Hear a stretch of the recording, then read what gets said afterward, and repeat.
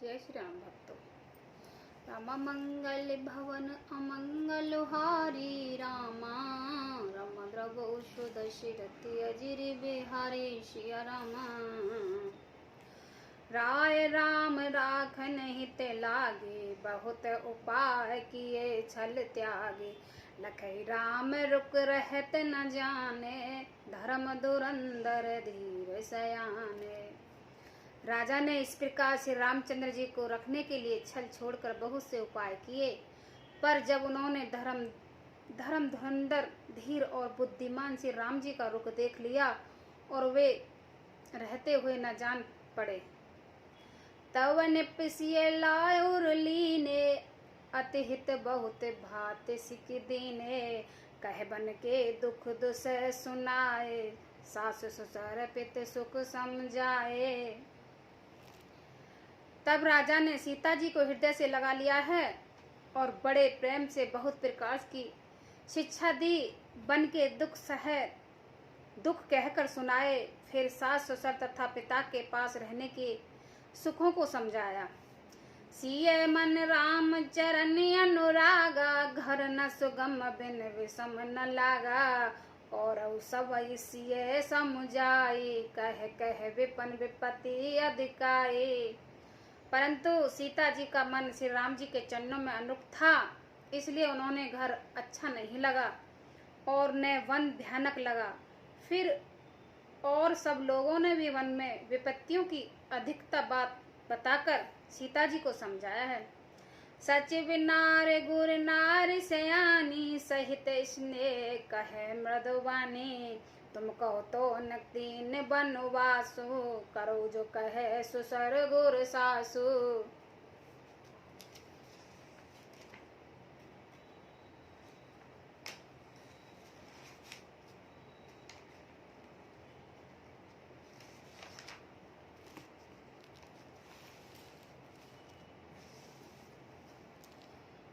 मंत्र सुमंत्र जी की पत्नी और गुरु वशिष्ठ जी स्त्री अरुंधति जी तथा और भी चतुर स्त्रियों स्नेह के साथ कोमल वाणी से कहती हैं कि तुमको तो राजा ने वनवास दिया ही नहीं है, इसलिए जो सुसर गुरु और सास कहें तो तुम वही करो। सिय शीतल हित मधुर मृद, सुन सीतैन सुहान। शरद चंद चंदनी लगत, जुन चकई उकलान। मंगल भवन अमंगल हारी, द्रवोषु दशरथि अजिर बिहारी। यह शीतल हितकारी मधुर और कोमल सिक से सुनने पर सीता जी को अच्छी नहीं लगी। वे इस प्रकार व्याकुल हो गई हैं, मानो शरद ऋतु के चंद्रमा की चांदनी लगते ही चकई व्याकुल हो उठी हो। सिय सुख चाय बस उतर न देई, सो सुन तमक उठे के। मुनिवट विषण भजन ही आने, आगे धर बोली मृदवानी। सीता जी की संकोच बस उत्तर नहीं देती हैं। इस बात को सुनकर केकई तमक कर उठी। उसने मुनियों के वस्त्र आभूषण माला मेखला आदि और बर्तन कमंडल आदि लाकर श्री राम जी के आगे रख दिए हैं और कोमल वाणी से कहा, नृपहि प्राण प्रिय तुम रघुबीरा। शील स्नेह न छाड़ई भीरा, सुकृत सुजस पर लोक न साहो। तुम ही जान बन कहे न काहो। हे रघुवीर, राजा को तुम प्राणियों के समान प्रिय हो। भीर प्रेम बस दुर्बल हृदय के राजा शील और स्नेह नहीं छोड़ेंगे। पुण्य सुंदर यश और परलोक चाहे नष्ट हो जाए, पर तुम्हें बन जाने को कभी नहीं कहेंगे। अस विचार सो कहो जो भावा, राम जान सिय सुन सुख पावा। भूपति बचन बन सम लागे, करे न प्राण पयान अभागे। ऐसा विचार कर जो तुम्हें अच्छा लगे वही करो। माता की सिख सुनकर श्री राम जी ने बड़ा ही सुख पाया है, परंतु राजा को यह वचन बाणों के समान लगे। वे सोचने लगे, अब भी अभागे प्राण क्यों नहीं निकलते हैं। लोग विकल मूर्छित नर ना हो, काहे करो कुछ सूझ न काहो। राम तुरंत मुनि भेष बनाए, चले जनक जननी सिर नाए। राजा मूर्छित हो गए हैं, लोग व्याकुल हैं, किसी को कुछ सूझता नहीं पड़ता कि क्या करें। श्री रामचंद्र जी ने तुरंत मुनि का भेष बनाया है और माता पिता को सिर नवाकर चल दिए। सज से बने साज समाज, सोवत बिनित बंधु समेत। बंदे विप्र गुर चरण प्रभु, चले करई सब अचेत। मंगल भवन अमंगल हारी, द्रवौ सुदशरथ अजिर बिहारे। वन का सब साज सामान सजाकर वन के लिए आवश्यक वस्तुओं का साथ लेकर श्री राम जी स्त्री श्री सीता सहित और भाई लक्ष्मण सहित ब्राह्मण और गुरु के चरणों को वंदना करके सबको अचेत कर कर चले हैं।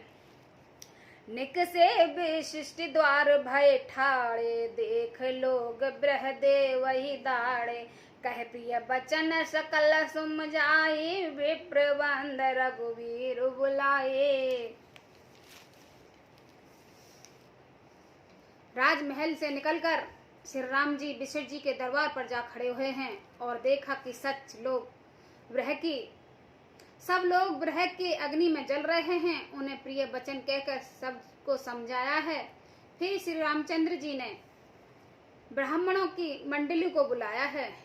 गुरशन कहे प्रशासन दीने, आदर दान विनय बस कीने। जाचक दान मान संतोषे, मीत पुनीत प्रेम पर तोषे। गुरु जी ने कहकर उन सबको वर्ष भर का भोजन दिया और आदर दान दिया। विनय से उन्हें वश में कर लिया है। फिर याचकों को दान और मान देकर संतुष्ट किया है तथा मित्रों को पवित्र प्रेम से प्रसन्न किया। दास दास बुलाए बहोरी, गुरई सौंप बोले कर जोरे। सबके सार संभार गोसाई, करीब जनक जननी की नाही। फिर दास दासियों को बुलाकर उन्हें गुरुजी को सौंप कर हाथ जोड़कर बोले, हे गोसाई, इन सबकी माता पिता के समान सार संभार देख रेख कर करते रहिएगा।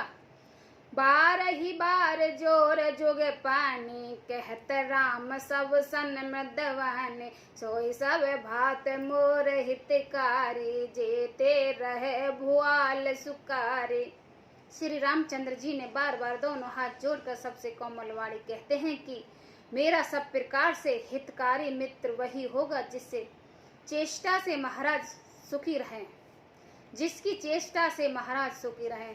मात सकल मोरे ब्रह, जे न होए दुख दीन। सोए उपाय तुम करो सब, पूर जन्म परवीन। मंगल भवन अमंगल हारी, रवौ सुदशरथ अजिर बिहारी। हे परम चतुर प्रवासियों सज्जनों, आप लोग सब वही उपाय करिए जिससे मेरी सब माताएं मेरे विरह के दुख से दुखी न हो। ए विद्य राम सबई सुम जावा, गुर पद पदम हरस सिर नावा। गणपति गौर गिरीश मनाई, चले असीस पाए रघुराई। इस प्रकार से राम जी ने सबको समझाया है और हर्षित होकर गुरु जी के चरण कमलों में सिर नवाया है। फिर गणेश जी, पार्वती और कैलाशपति महादेव जी को मनाकर तथा आशीर्वाद पाकर श्री रघुनाथ जी चले हैं। राम चलते अति भयो विषादु, सुन ना जाए पूरे आरती नादो। कुशगुन लंक अवध अति शोकु, हरस विषाद विवश सुरलोकु। श्री राम जी के चलते ही बड़ा भारी विषाद हो गया है। नगर का आर्तनाद हाहाकार सुना नहीं जाता। लंका में बुरे सुगन होने लगे हैं। अयोध्या में अत्यंत शोक छा गया है और देवलोक में सब हर्षित हैं और विषाद दोनों के वश में हो गए हैं। हर्ष इस बात का था कि अब राक्षसों का नाश होगा और विषाद इस बात का था अयोध्या वासियों के शोक के कारण था। गए मूर्छा तब भूपति जागे, बोले सुमंत्र कहने अब लागे। राम चले बन प्राण न जाई, कह सुख लागे रहत तब माई। मूर्छा दूर हो गई है, तब राज्य जागे और सुमंत्र को बुलाकर ऐसा कहने लगे। श्री राम वन चले गए हैं, पर मेरे प्राण नहीं जा रहे हैं, किस सुख के लिए शरीर में टिक रहे हैं। एते कवन था बलवाना, जो दुख पाए तजई तुन प्राणा। पुन धीर कहे नर नाहु, ले रथ संग सखा तुम जाओ। इससे अधिक बलवती और कौन सी व्यथा होगी, जिसे दुख को पाकर प्राण शरीर छोड़े। फिर धीरज धरकर राजा ने कहा, हे सखा, तुम रथ ले जाकर राम के साथ जाओ। शिष्ट सुकुमार दो जनक सुता सुकुमार, रथ चढ़ाए देख रावण, फिर गए दिन ही चार। मंगल भवन अमंगल हारी, द्रवौ शुद्ध शिरति अजिरि बिहारी। अति सुकुमार दोनों कुमार और सुकुमारी जानकी जी को रथ में चढ़ाकर वन दिखाकर 4 दिन बाद लौटा आना। जय श्री राम।